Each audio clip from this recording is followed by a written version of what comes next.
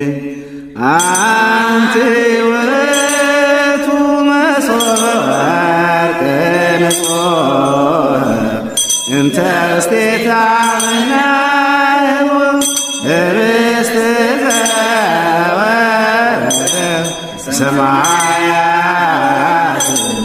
وعبيوت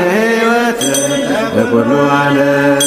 ኣብ ቅዳሴ ግዜ ክንጥንቀቆሎም ዝግባአና ዝብል ሎማዓንቲ ስርዓተ ቅዳሴ ዝኾነ ዋዛ ፈዛዛ ቀልዲ ምስ ኣብ ጎንኻ ዘሎ ሰብ ምዝራብ ኣይፍቀድን እዩ ኢሉሎ ኣብ እግሪ መስቀል ቀራንዮ ኢኻ ዘለኻ ይብል ማለት እዩ ቅዳሴ ቅዳስ ኮላ በይና ዘለና ኣብ እግሪ መስቀል ቀራንዮ ከም ዘለኻ ሕሰቦ ዲያቆን ትውስሎ ጸሎት ክብል ከሎ ጸኒልና ተረጋጊና ክንሰምዕ ይግባአና ምክንያቱ መጽሐፍ ዘጸአት 30 كلتن قطري كلتن تعيزبل ويورد كما تقلي نبي بكو وكما زنام وستقراهتي بسم الله بأمينة أولادي له بسم الله أمينة ولت ولادي له من المقا بسم بجبري بأكال سلسلة تولكم فعاد ملكوت بجازازان إذا علم زي بحدك زيابير أملاخ تعملوا أما العالم تنوبلون إذا مربزي تكاتاتولو بنا እግዚአብሔር ሰላምታ ሰላም ይብለኩም አለሁ ለማዓንቲ እንመሃሃሮ ወይ ድማ ናይ ቤተ ክርስቲያንና ስርዓት ተባሂሉ እንደገና ሳልሳይ ክፋል ኮይኑ ናብ ታቦት ዘዶር ኩሉ ግዜ ናይዚ ቤተሰብ ዝኾንኩም ኩላትና ክንርሳዕ ዘይግባና ቶም መጀመርታ ግዜ ነዚ ቪድዮ እዚ ንሪኦ ሳብስክራይብ ብምግባር ከምኡውን ቶም ናይዚ ቤተሰብ ዝኾንኩም ላይክ ብምግባር ኣብ ኮሜንት እውን ሓሳብኩምን ርእይቶኹምን حتواتكمن أبتحث بمقامات نزي أكاونت زي شر بمقبار كنعبيو خمزلنا زي نايتي نايمي جمرتا حسابنا أيو أب قداسي جزية كنتن قولم زجبعنا زبل لما أنتي سرعة قداسي قدامي كفال كلا يكفالينا جميرنا يلنا تم زيراهم زلهم عتيهم كتريو وتم زيراهم خاني نزي كسب زود سكامج أرشا تكاتاتلو جمرة بيلكم تقريبكم منهم كتوكا ملايت خلينيهم بزي مسارات على قداسة جزية كنتن كقولهم زجبانا انتاين يوم بقداسة جزية تنقاق زود اليوم علو نساتهم كاني 10 نتبتات علو كابزهم 10 نتبتات كاني من يوم زورو كرينا مالتي 10 يوم من يوم بقداسة جزية كنتن كقولهم زجبانا زبل تقميتهم زلو 10 نتبتات يوم اتقدماي نوريو نايلوم معنتي اب قداسه غزي خنطققلو زغبانا نماني انتيلنا تنقاقا زودليوم اب قداسه غزي كنطققلم زغبان تنقاقا زودليوم نغرات يزبل اساتهم كانين اتقدماي نوريو موصا متاو ايفقدني بقداسه غزي متاو كونه موصا ايفقدني مبزحتو بزي مردا مالتي غله امون قداسه زوصالو غله عفر قداسي زعتلو معاسي زوصا معاسي زوتو كيف لا تمالتو بزي مسرت دحري احدو تتبايلو كساعت تخونه ክትወጽ አይፈቀደኒዩ ንመጀመርታ ግዜ እትኹን ገብረ ዝግባና እንታይ አውሽጥ ዝነበሩ ክወጹ ኣብ ደገ ዝነበሩ ካቱ ኻኒ ኣብ ግዜ ቅዳሴ አይፈቀደኒ ስለዚህ ምንቅስቃስ አይተፈቀደን አሎ ማለት እዩ ኣብ ቅዳሴ እንቅስቃሴ አካላት አይተፈቀደን አሎ እዚህ ካኒ ፍትሐ ነገስቲ ዝተባሃለ መጽሐፍ አንቀጽ 12 ካብ ገጽ 480 ኮሚል ዝገልጸልና እቲ ኻላይ መራቅ ወይ ድማ ጽይቅ መባል ከምኡን ዓኽታይ ኣብ ግዜ ቅዳሴ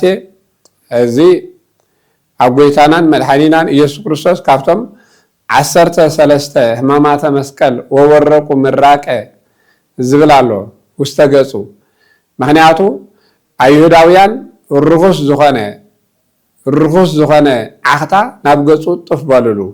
ማቴዎስ ወንጌል በፍላይ 27 ተተመልከትና ኣብዚ ቃል እዚ ዘሎ ማለት እዩ ሓደ ካብቲ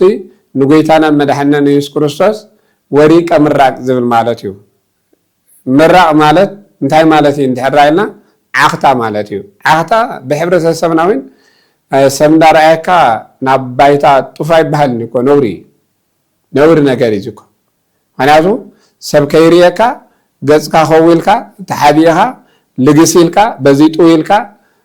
ሰብ ከይራያካ ጡፍ ትብለዩ ናብ ሰብ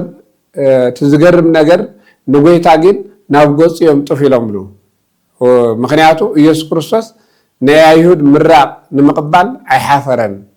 ኣይሓፈረን ኢሉ ምክንያቱ ካብ መውቃዕቲ ካብ ሰብ ዓኺሉ ናብ ገጽካ ጡፍ ክብለልካ መውቃዕቲ ይሸካ ስለዚ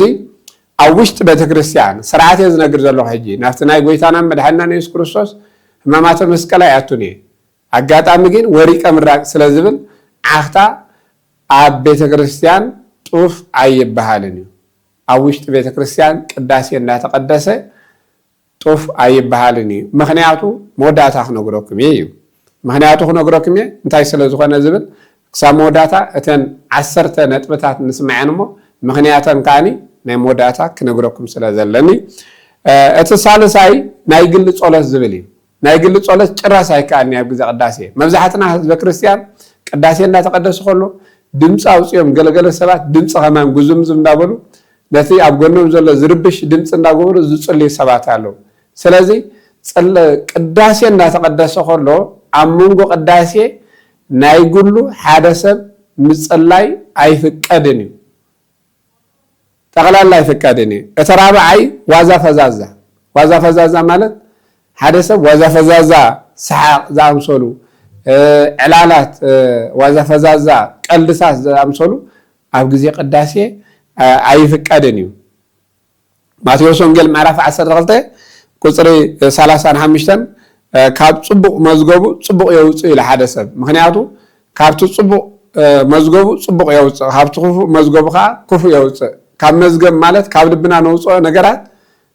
ዋዛ ፈዛዛ ከነውፅእ ኣብ ቅዳሴ ጭራሽ ኣይፍቀድን እዩ በፍጹም ተኣምር ኣይፍቀድን እዩ እቲ ሓምሻይ ዝበሰለ እኽሊ ማለት ማይ እኽለማይ ሒዝካ ንቤተክርስትያን እኽለማይ ኣይቶን እዩ እዙይ ማንም ሰብ ዝፈልጦ እዩ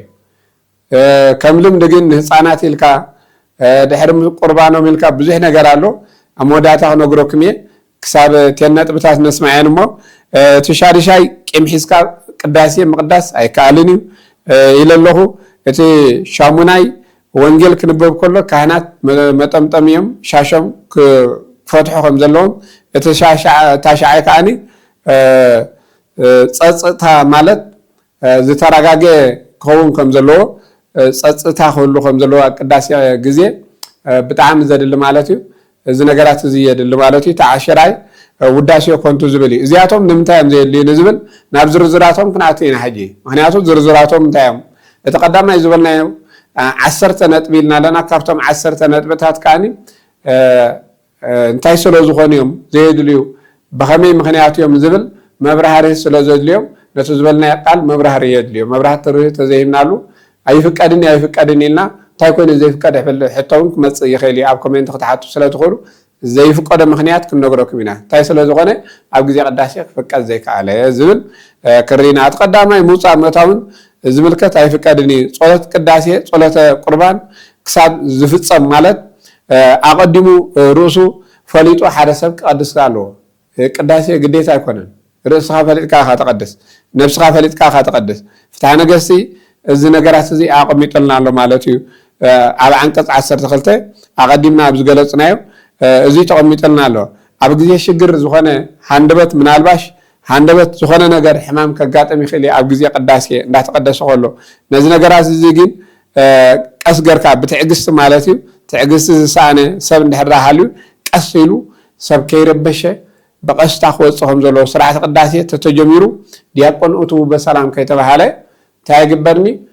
ኣይውፃን ኣይእቶን እትው በሰላም ከይተባሃለ ካብ ቅዳሴ ኣቋሪፅካ ኣይውፃን እዩ እትው በሰላም ከይበለ ዲያቆን ምናልባሽ ኣብዚ ናይ ዝዓዲ ንሪኦ እትው በሰላም መወዳእታ እዮም ዝገብሩ ኣብቲ ኣብ ደመረ ንምንታይ እንድሕር ራእይና ነቲ ኣታዊ ገንዘብ ንምርካብ እታ እትው በሰላም ኣቐሚጦም መወዳእታ ኣብ ደመረ ትምህርቲ ይኹን ለማና ይኹን ኩሉ ምስ ወዱ ኣብ ዝዓዲ እንድሕር ራእይና ኣብ ደመረ ዝጥቀምሉ እታ እትው በሰላም መእሰሪ ስለ ዝኾነት እዮም ዝጥቀሙላ እትው በሰላም ኣቐዲሞም እንታይ ኢሎም ህዝቢ ንግፍ ኢሉ ክኸይድ ኣታዊ የለን ማለት እዩ ዝስብሰብ ብር የለን ዝከብር የለን ስለዚ በዚ ምክንያት እትው በሰላም ቀላል ነገር ኣይኮነትን ቀላል ነገር ስለ ዘይኮነ ኣብ ዝዓዲ እንድሕር ራእይና ኢትዮጵያ ዝጥቀሙላ ዲያቆን እትው በሰላም ኣብ መወዳእታ እዮም ዝጥቀሙላ ንሳ ቀላል ነገር ኣይኮነትን ናይ መወዳእታ እትው በሰላም ማለት ናይ መወዳእታ በረኸት ንሳ እያ ካህን እውን ብኢዱ ዝባርከና ሻዕ እዩ ብኢዱ ዘሳልመና ሻዕ እዩ ካልእ ግዜ ብመስቀል ከሳልመና ከሎ ካህን ኣብታ እትው በሰላም ምስ በለ ግን ብኢዱ ጎሪኡ ዘሳልመና ስለዚ እዚኣ ከይተባሃለት ኣብ መንጎ ቅዳሴ እትው በሰላም ከይተባሃለ ምውፃእ ኣይፍቀድን እዩ እቲ ቀዳማይ ነጥቢ እትው በሰላም ከይተባሃለ ኣይፍቀድን እዩ እቲ ካልኣይቲ ነጥቢ ድማ ምራቕ ኢልናዮ ፂቕ ምባል ማለት እዩ ዓኽታ ኣብ ቤተ ክርስቲያን ነውሪ እዩ በፍፅም ተኣምር ህፃናት ይኹኑ ገለ ይኹኑ ጥንቃቐ የድልያ ኣብዚ ከምዚ ዓይነት ምክንያቱ ኣብ ስርዓተ ቅዳሴ ክንብል ከለና ፍትሐ ነገስት ኣቐሚጥልና ኣሎ በዚ ምክንያት ድማ ዓኽታ ይኹን ዝኾነ ይኹን እንዳቀደስና ከለና እዞም ከምዚኦም ነገራት ኣይምረፅን ከምኡ ዓይነት እንድሕር ሃልይዎ ሰብ ከዓኒ ናይ ቦይኑ ቦታ መቀደስ ቦታ ናይ ቦይኑ ክሕዝ ኣለዎ ሰባት ሰዓት ዘለዎ እንተኮይኑ ዓኽታ ዘለዎ እንተኮይኑ ቦይኑ ቦታ ይኸውን እሞ ኣብኣ ኮይኑ ከቀደስ ይኽእል እዩ ምክንያቱ ማቴዎስ ወንጌል ምዕራፍ 18 ቁፅሪ 6 እንታይ ዝብል ሰብ ካብ ምዕንቃፍ ይብል ማለት እዩ ሰብ ካብ ምዕንቃፍ ዝኸፈ ነገር ኣብ ዓለም ሰብ ምዕንቃፍ እዩ ሰብ ምዕንቃፍ ስለ ዝኾነ ሰብ ከይዕንቀፍ በቲ ዓኽታ ናትካ በቲ ሰዓል ናትካ ከይርበሽ ናይ በይንኻ ቦታ ሒዝካ ከተቀድስ ኣለካ ከምኡ ዓይነት እንተልዩካ እውን ከየቀደስካ ትምባል ተመራፂ ይኸውን ምስ ዓኽታኻ ምስ ሰዓልካ ምቅዳስ ማለት ሰባት ካብቲ በረኸት ትረኽቦ ሰባት ተዕንቅፈሉ ስለ ዝበዝሕ ሰባት ባእኻ ክዕንቀፉ የብሎምን ዝብል እዩ ሳልሳይ ናይ ግሊ ጸሎት ዝብል እዩ ናይ ግሊ ጸሎት ኩላትና ንስማዕ እዮ ኣብ ቅዳሴ ግዜ ኩሉ ግዜ ቤተክርስትያን ቅድሚ ቅዳሴ ዝመፅእ ሰብ የለን ቅድሚ ቅዳሴ ኣብ ቤተክርስትያን ዝመፅእ ምእመን የለን ኩሉ ግዜ ንመፅእ ምንታይ ኢና ቅዳሴ እንዳተቀደሰ ከሎ ኣብ ፍርቂ ቅዳሴ ገሌና ፍርቂ ቅዳሴ ገሌ ቅዳሴ ክጅምር ከሎ ብሓፂሩ ኣብቲ ናይ ቅዳሴ ግዜታት ገሌና እግዚኦታ ክበሃል ከሎ ገሌና ሰራዊት ክበሃል ከሎ ገሌና መወዳእታ ቅዱስ ቁርባን ክወርድ ከሎ ኢና ንመፅእ ኣብ ቅዳሴ ማለት ኣብ ማፃፃና ቅድሚ ቅዳሴ ዝመፅእ ሰብ የለን በዚ ምስ መፀ ግን እንታይ ይገብር ሰብ መፅኡ ይሰግድ ስጉዱ ከይተባሃላ ምን ቅዳሴ ኣይስገድን ናው ግዜ ስለ ዘይኮነ ኣብ ኣይነግርኒ ሕጂ ካልእ ግዜ ክነግረኩም ኢና ካልእ ግዜ ስለ ዘለዎ እዛ ናይ ልምዓንቲ ግን እንታይ እያ ኣብ መንጎ ቅዳሴ ናይ ግሊ ጸሎት ምፅላይ ካብቲ ዝስዋዕ ዘሎ መስዋዕቲ እንታይ ዝብል ካብቲ ዝስዋዕ ዘሎ መስዋዕትን ካብቲ ዝፅለ ዘሎ ጸሎትን ናተይ ይበልጥ ዝብል ሰብ ኣብ መንጎ ቅዳሴ ዝፅሊ ሰብ ካብቲ ዝስዋዕ ዘሎ መስዋዕትን ካብቲ ዝፅለ ጸሎትን ናይ መን ይበልፅ ይብል ናተይ ይበልፅ ስለዚ ብግለይ እንታይ ይገብራለኒ ክፅልለኒ ኢሉ ይፅሊ ኢሉ ካብ መስዋዕቲ ዝበልፅ ጸሎት ኣለና ካብ ጸሎት ቅዳሴ ዝበልፅ ጸሎት ኣለና ድዩ የብልናን እና በዚ መሰረት ከምዚ ዓይነቱ እዩ ዘስምዕ እዩ ዝብል ዘሎ ከምዚ ዓይነቱ እዩ ዘስምዕ እቲ ጸላይ እንታይ የስምዕ ከምኡ ዓይነት ንምንታይ ትፅሊ ኣለኻ እንተኢልካዮ ከምኡ ዓይነት ዘስምዕ ኢሉ ካልኣይ ከዓኒ ኢሉ ኣብ ልዕሊ ፀሓይ ሽምዓ ምውላዕ እዩ ኣብ ልዕሊ ፀሓይ እንታይ ምውላዕ እዩ ሽምዓ ምውላዕ ኢሉ ኣብ ልዕሊ ፀሓይ ሽምዓ ወሊኻ እንታይ ይጠቅም ኣብ ልዕሊ ፀሓይ ሽምዓ ተብሪኻ ኣላ ንፀሓይ እንታይ ይጠቕማቲ ሽምዓ ዝሰርሕ ፀሓይ ተዘይሃልያ ፀልማት ተኮይኑ እዩ ሽምዓ ንፀሓይ ምብራህ ማለት ግን ምንም ክጠቕማ ኣይክእልኒ ስለዚ ኣብ መንጎ ቅዳሴ ምፅላይ ማለት ልክዕ ሽምዓ ኣብ ልዕሊ ፀሓይ ምውላዕ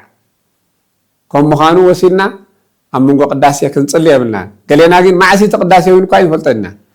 ቅዳሴ ዘይመሰለና እውን ከሎ ቤተክርስትያን ከይና ንፅሊ እኮ እንታይ ይገብሩ ኣለዉ ካህናት ቅዳሴ ይንፈልጥና ማህሌት ኣይንፈልጥና ስብሃታት ኣይንፈልጥና እሱ ይሽግርና እኮ ኩሉ ቅዳሴ ዝመስለና ማህሌት ቅዳሴ ሰዓታት ቅዳሴ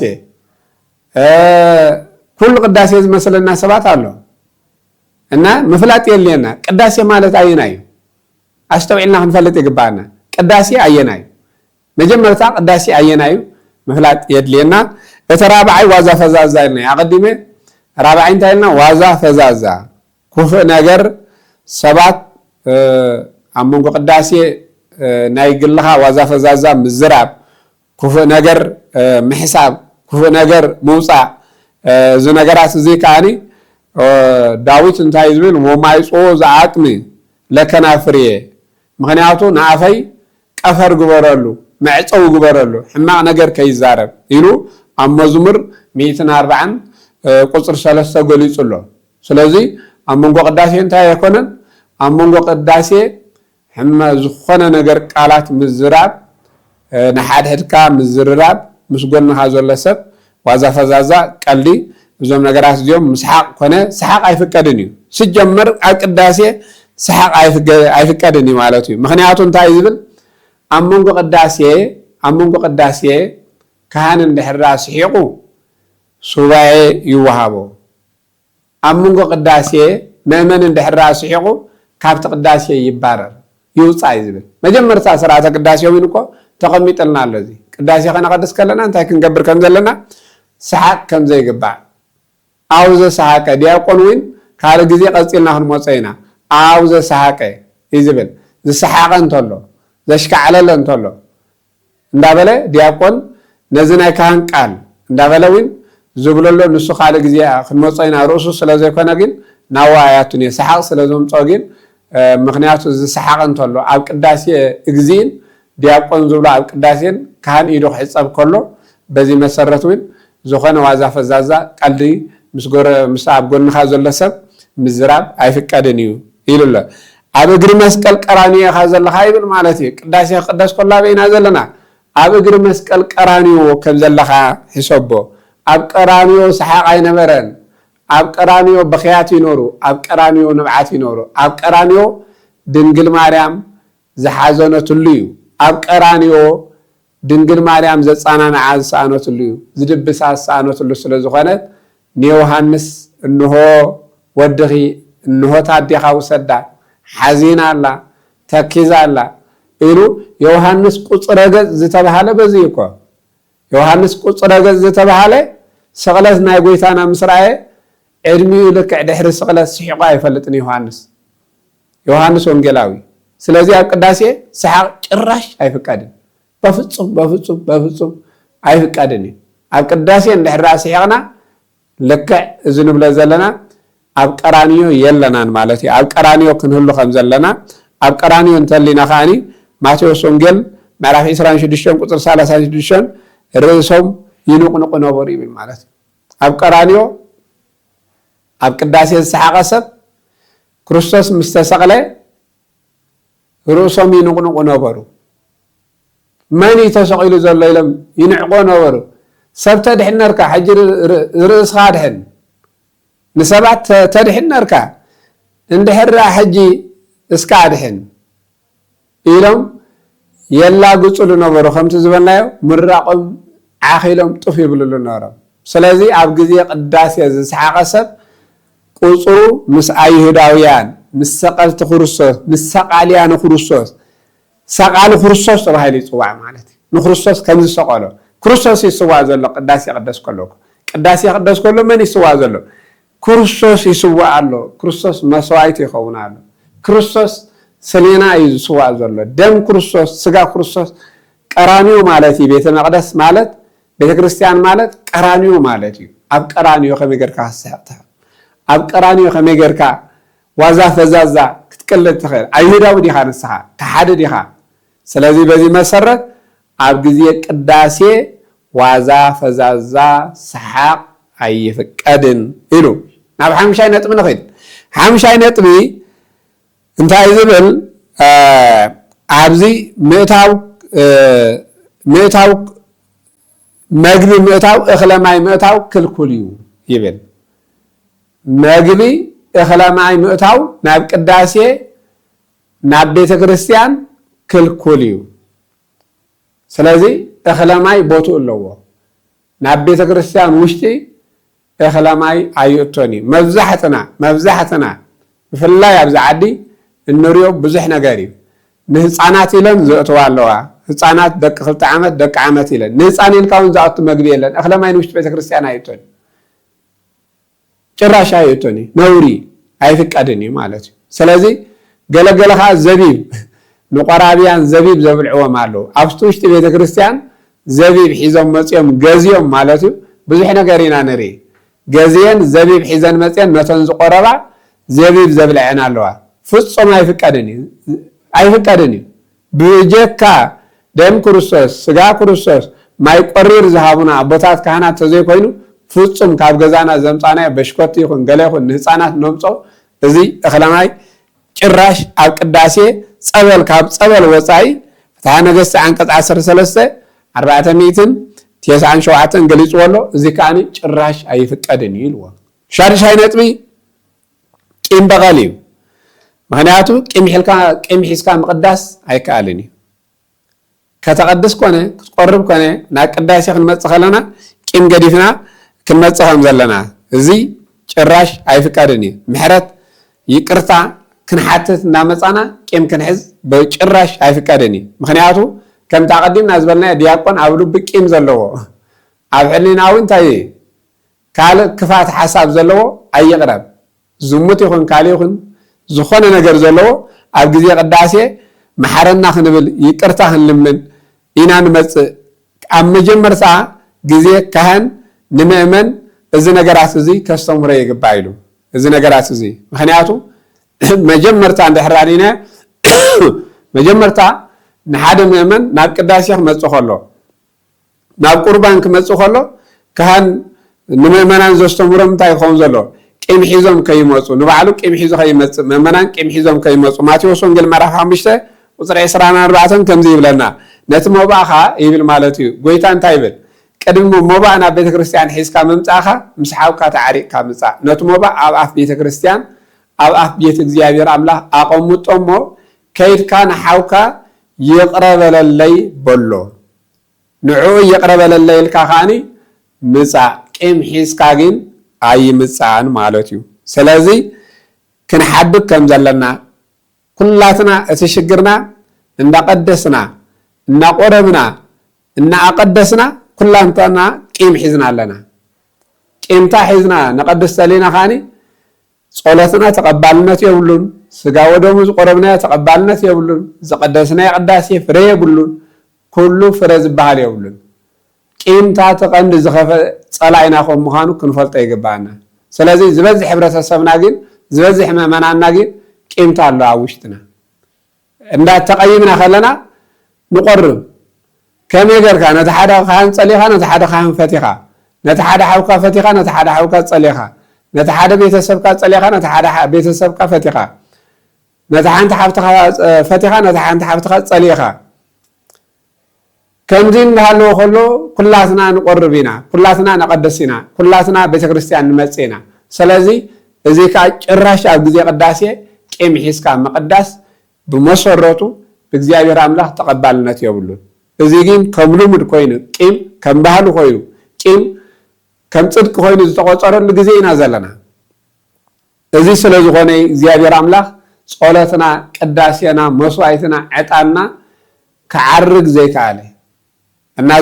እዚ እቲ ሻድሻይ ነጥቢ እዚ ሒዝካ ኣይከኣልኒ ናይ ቂምተኛ ጸሎት ኣብ ቅድሚ እግዚአብሔር ኣምላኽ ተቀባልነት የብሉን ይብል መጽሓፍ ናይ ቂምተኛ ጸሎት ተቀባልነት የብሉን ምክንያቱ ተሓኒቁ እዩ ዝሰርፍ ኢሉ ከምቲ ኣዝመራ ክኸውን ከሎ ሓረስታይ ንእኽሉ ኣብ እሾኽ ዝዞሮ እሞ ምስ በቆለ ተሓኒቁ ዝሰርፍ ናይ ቂምተኛ ጸሎት ከዓ ናይ ቂም ዘለዎ ጸሎት ከዓኒ ናይ ቂም ዘለዎ ቁርባን ከዓኒ ዋላ ይቁረብ ዋላ ይጸሊ ዋላ ይቀድስ ኩሉ ነገር ይግበር ተሓኒቁ እዩ ዝተርፍ ኢሉ ኣዝመራ ይበቆል ብእሾኽ ተሓኒቁ ይተርፍ ኢሉ ስለዚ ፍሪኡ ኣብ መንገዲ ዝወቕደቀ ዓዋፍ ዝበልዖ ይመስል ማቴዎስ ወንጌል ምዕራፍ 13 ብምሳሌ የቀሚጥዎም ዘሎ ክልተ ነጥብ ኣለዎ ካብዚኦም ምክንያቱ እቲ ሓደ ኣብ መንገዲ ምስ ወደቀ የዕዋፍ መፅአን በልዖ ይብል የዕዋፍ ማለት ዲያብሎስ ማለት እዩ ኦፈ ተባሂሉ ይፅዋዕ ዲያብሎስ ኢትሁምዮ ለሰብ ውስተ ቤትከ እስመ ኦፈ ሰማይ ያወፅኦ ለነገር ከይብል መጽሓፍ ሄኖክ ንሰብ ኣብ ቤትካ ኮንካ ይትሕመዮ ዑፍ ከይዱ ከይነግሮ ዑፍ ማለት ዲያብሎስ ማለት እዩ ዲያብሎስ ትርጉሙ ዑፍ ኢልዎ ኣሎ ምክንያቱ ፍጥነት ኣለዎ ዑፍ ፍጥነት ኣለዎ ዲያብሎስ ፍጥነት ኣለዎ ስለዚ በዚ መሰረት ቂም ሒዝና ቅዳሴ ከነቀድስ የብልናን ማለት እዩ እቲ ሻድሻይ ነጥቢ ንሱ እዩ በአማርኛ ምሳሌ ሓደ ምሳሌ ኣሎ እንታይ ዝበሃል ምሳሌ ቂም ይዞ ጸሎት ጉንፋ ይዞ ጸሎት ዝበሃል ኣሎ ብኣማርኛ ምሳሌ ሓደ ሰብ ሰዓል ሒዝዎ ክሰርቕ ኣይክእልን እዩ ሰዓል ዘይብሉ ክሰርቕ ይፍቀዶ ድዩ ንዝብል ስርቂ ሰዓል ይሓዝካ ይፍቀድን እዩ ምሳሌ ግን እንታይ ኢሎም ምክንያቱ በቲ ናይ ስጋ ርድኢት እዩ ሕጂ ሰዓል ሒዝካ ክሰርቕ እንድሕልካ እንድሕራ ከይድካ እስኪ ዋርድያ ክፀንሓካ እዩ ወይ ፖሊስ ክፀንሓካ እዩ ምስ ሰዓልካ ክትተሓዝ ኢኻ ቂም ሒዝካ ጸሎት ትጽሊ እንተሊኻ ኸዓኒ ልክዕ ከማ እያ ምስ ቂምታኻ ትጽልያ ተሊኻ እታ ጸሎት ምስ ቂምታኻ ትቆርባ ተሊኻ ምስ ቂምታኻ ተቐድስ እንድሕራ ሃሊኻ ከምታ ሰዓል ሒዛቶ ሰብ ክሰርቕ ኢሉ ምስ ከደ ብዋርድያን ፖሊስን ዝተሓዝ ዝዋረድ ከማ ኢኻ ክትዋረድ ኣብቲ ሰማያዊ ንጉስ ኢሉ ሻውዓይ ነጥብና መብራህ ማለት መስመራት እዚ ዘመናዊ ዝመፀ ቴክኖሎጂ ዘምፀዩ ሞባይል ኣብ ግዜ ቅዳሴ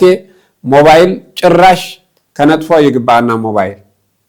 ምክንያቱ ሰባት ቴክስት ክፅሕፈልና ይኽእሉ እዮም ሞባይል እንድሕር አሊና ፅሕፈት ርኢና ክንምልሰሎም ኢና ሞባይል ዘይምጉርጓር ኣብዚ ግዜ እዚ ትቐንዲ ከፊኡ ዘሎ ካህናት ቀዳስያን ኣብ ውሽጢ ቤተ መቅደስ እናቀደሱ ከለው ኣሃዱ እንዳተባሃለ ከሎ ወንጌል እንዳተባሃለ ከሎ እግዚኦታ እንዳተባሃለ ከሎ ሞባይል ከም ልምዲ ኮይኑ ንምቅዳሕ ድን ዝተፈላለዩ እንዳተቀደሰ ከሎ ምእመናን መብዛሕትና ማለት እዩ ሞባይል ኖርማሊ ኢና ከፊትና ካሜራ ወሊዕና ኢና ነቀድስ ስለዚ ጭራሽ ኣብ ግዜ ቅዳሴ ሞባይል ሳይለንት ክኸውን ኣለዎ ኦፍ ክኸውን ኣለዎ እንደገና ድማ ክንከፍቶ ክንሪኦ የብልና ናብ ግዜ ቅዳሴ መስመራት ምስ ሰባት ውሽጢ ብውሽጢ ምስ እግዚአብሔር እንዳተራኸብካ ምስ ሰብ ክትራኸብ ኣይከኣልኒ ጸሎት ማለት ቅዳሴ ማለት ምስ መን ንራኸበሉ ምስ እግዚአብሔር ንራኸበሉ ምስ እግዚአብሔር ንዘራረበሉ እግዚአብሔር እናተዘራረበና ከሎ ምስ ሰባት ምዝራብ ከዓኒ ብሞባይል ገርና ብውሽጢ ብፌስቡክ ተፈላለየ ነገራት ኣሎ እዚ ከዓኒ ተቐንዲ ኣብ ዘበና ኣምፂዎ ዘሎ ሞባይል ምጥቃም ኣብ ግዜ ቅዳሴ ጭራሽ ኣይከኣልኒ መስመራት ብውሽጢ ምርኻብ ቴክስቲ ምስ ሰባት ምፅሓፍ ይኹን ዝኾነ ይኹን ማለት ናይ ሞባይል ኣገልግሎት ኣብ ግዜ ቅዳሴ ኣይፍቀድን እዩ ማለት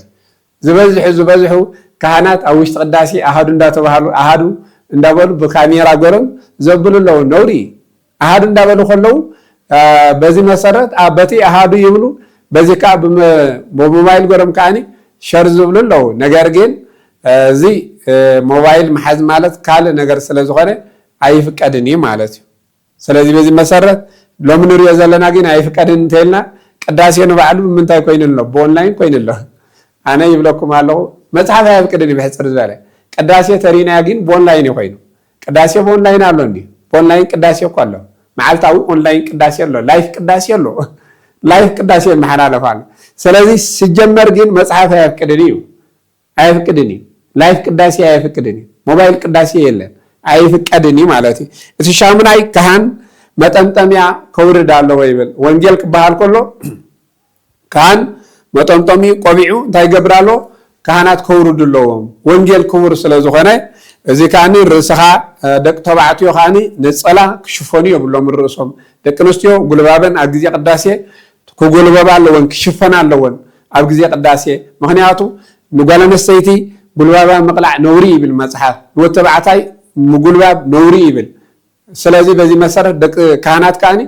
መጠምጠሚኦም ኣብ ግዜ ወንጌል ኣብ ዝበሃለሉ ግዜ ቆቢዕ እንተኮይኑ ከምኡ ድማ ሻሽ እንተኮይኑ መጠምጠሚኦም ሻሾም ከውርዱ ከም ዘለዎም ንክብሪ ወንጌል ይብል እቲ ታሽዓይ እንታይ ዝብል ከምታ ቀዲምና ዝበልናዮ ኣብ ግዜ ቅዳሴ እንታይ ክህሉ ኢልና ፀፅታ ክህሉ ኣለዎ ሰላም ክህሉ ኣለዎ ምርግጋእ ክህሉ ኣለዎ ፀጥ ዝበለ ክኸውን ኣለዎ ግዜ ቅዳሴ ኩሉ ግዜ ምርባሽ ኣሎ እቲ ዝቅድስ ይርበሽ እቶም ዘዝሙ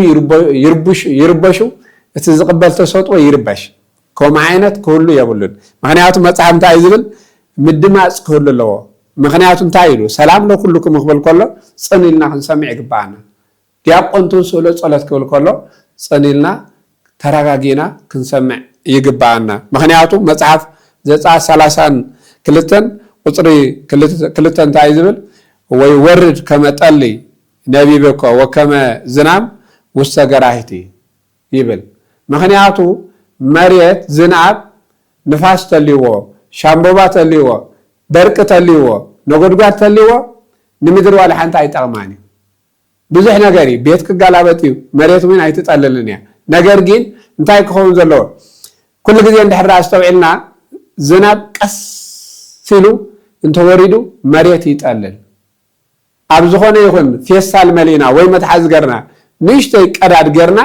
بزي مسرت نيشتي قرار قرنا نزيا انتاي انت قرنا مالتيو نيشتي قرار قرنا نا مريت نقرنا مريت تتركسو قس بقس يتتركسو قس بقس تتركسو بحنساب تدفيني ياجن مريت أي تركسني سلازي أبجدي قداسي انتايو زتراجع منفس كله لو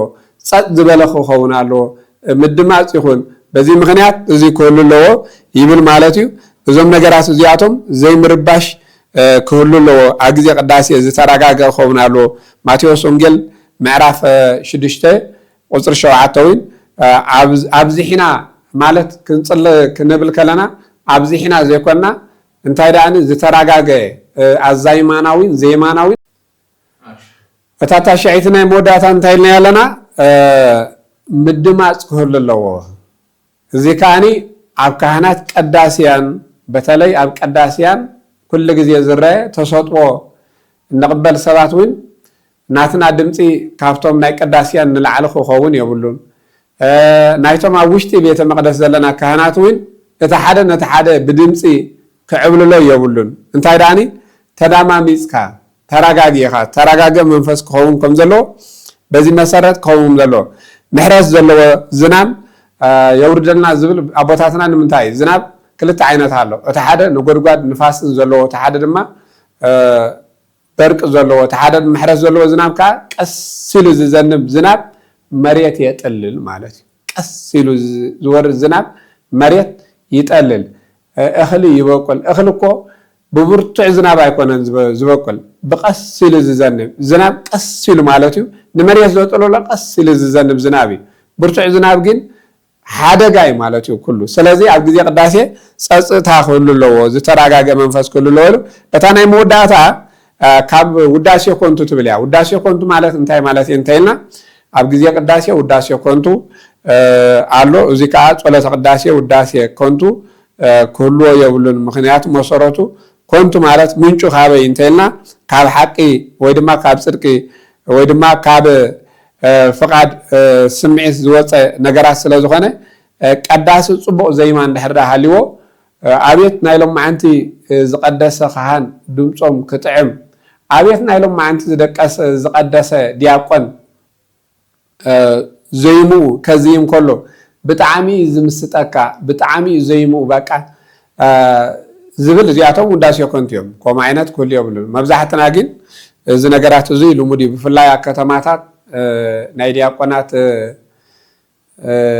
ቅዳሴ ናይ ዲያቆናት ድምጺ ብደቀ ኣንስትዮ ዝመጽእ ብዙሕ ነገራት ኣሎ ማለት እዩ ስለዚ ናዋቲና ኣብቲ ውሽጢ ኣይንገልጸን ኢና ነገር ግን ከምኡ ዓይነት ውዳሴ ኮንታ ኣሎ ናይ ካህናቱን ከምኡ ዓይነት ኣሎ ኣብየት ናይሎም መዓንቲ መላእኽቲ ወሪዶም እዮም ናይሎም መዓንቲ በቃ ሎሙዳኒ መላእኽ ወሪዱ ኣምናት ቅዳሴ فلي نجاري مالتي نحن وانت مسيتنا ينازلوا زيادة وداسي كنتيم أيادلني معناته قداسي تراجع خونا له رجعيلو زي ما رجع زبالة خونا له سبزر بيش خوني يقولون ولا دمت انت لقى كابسمين لعل خون كتب لي قبل كان زم نجارات زيادة وداسي كنت تبع على مسوا وداسي كنت أيادلني كاني ديابكني معناته إخزيابي راملك دمتي كونن طعم دمتي كونن سمع كانوا على بيزدالي نصنا على بيزدالي مبر طعم زغنا زي مومي ناي اب زي ما እግዚአብሔር ትኩረት አይገብርኒ በሕጽር ዝበለ ዘይማ ንሰባት ሰምዖ ዳምበር እግዚአብሔር اب زي ما ይኮነን اب زي ما اب ቃና اب ድምጽ አይኮነን እግዚአብሔር አብ ይኮነን ዘሎ اب ጽቡቕ ዝኾነ ድምጽ ቃኑ